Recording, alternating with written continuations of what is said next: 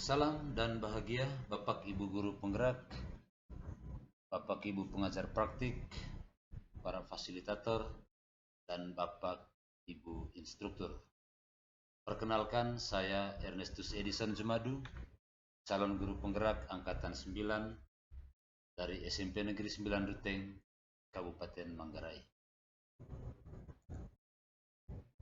Pada kesempatan ini saya ingin menyampaikan kesimpulan dan refleksi pemikiran Ki Hajar Dewantara pada modul 1.1 koneksi antara materi. Setelah mempelajari modul 1.1 tentang pemikiran-pemikiran Ki Hajar Dewantara, saya selaku calon guru penggerak Angkatan 9 mempelajari beberapa hal yang mendasar dari pemikiran Ki Hajar Dewantara tentang pendidikan.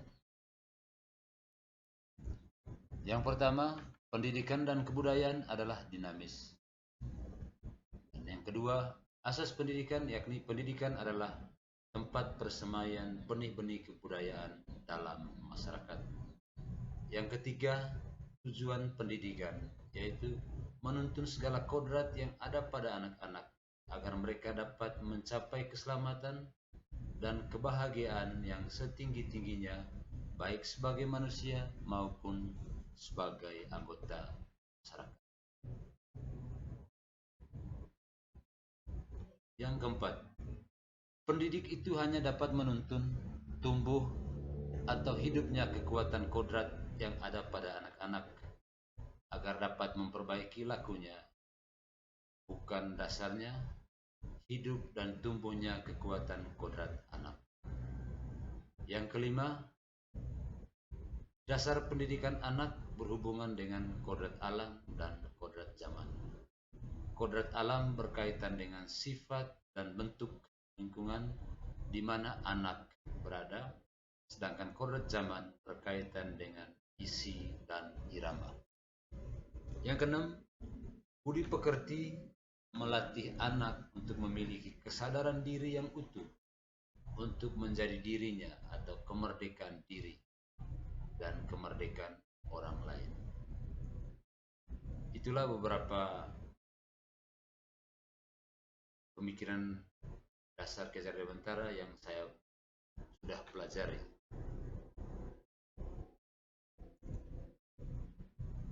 Dari pemikiran tersebut, saya dapat menyimpulkan bahwa para pegiat pendidikan dan kebudayaan, khususnya guru, wajib melakukan perubahan atau transformasi di bidang pendidikan dan kebudayaan.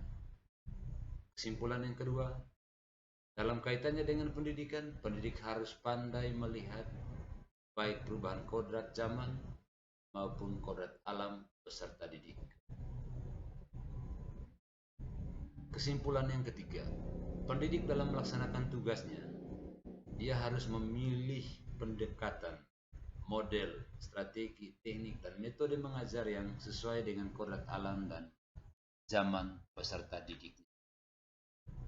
Dan yang terakhir, kesimpulan saya, tugas utama pendidik adalah penuntun.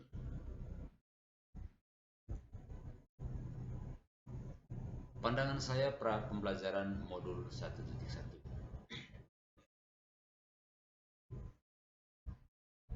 Guru adalah subjek dan murid adalah objek pembelajaran. Yang kedua, teacher center, mendominasi kegiatan pembelajaran. Yang ketiga, guru transfer ilmu. Yang keempat, tidak mempertimbangkan kodrat alam dan zaman.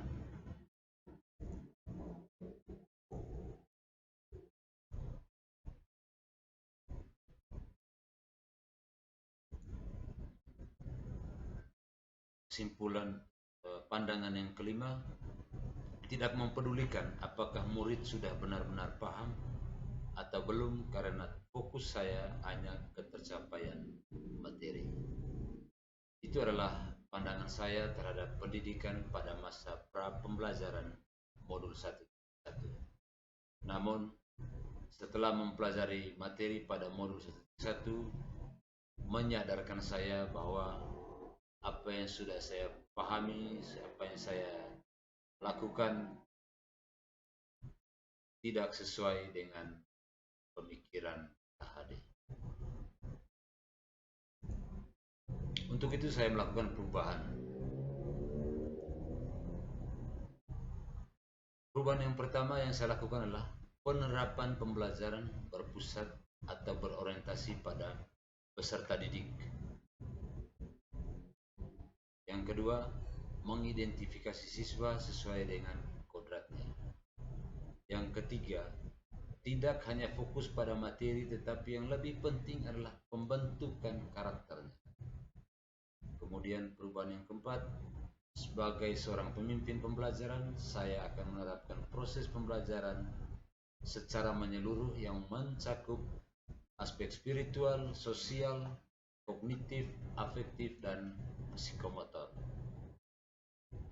Yang kelima, merancang pembelajaran yang interaktif dan menyenangkan dengan metode student center.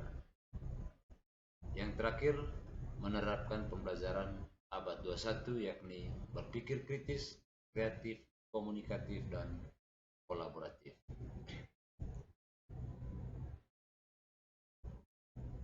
Semoga penerapan perubahan pembelajaran ini sebagai akibat dari pembelajaran modul 1.1 tentang filosofi pendidikan Ki Hajar Dewantara dapat mengantarkan siswa-siswi saya mencapai keselamatan dan kebahagiaan yang setinggi-tingginya, baik sebagai manusia maupun anggota masyarakat.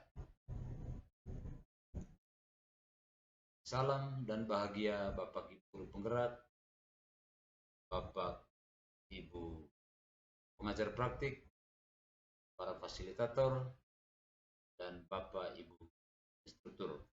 Terima kasih. Salam semangat guru penggerak.